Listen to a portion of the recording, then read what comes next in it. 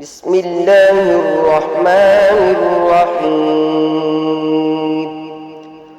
خلق الإنسان من صلصال كالفخار وخلق الجان من مارج من نار فبأي آلاء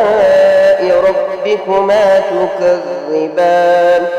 رب المشرقين ورب المغربين فبأي آلاء ربكما تكذبان مرج البحرين يلتقيان بينهما برزخ لا يبغيان فبأي آلاء ربكما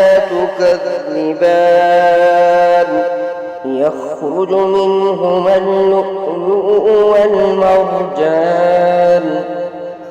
فبأي آلاء ربكما تكذبان وله الجوار المنشآت في البحر كالأعلام فبأي آلاء ربكما تكذبان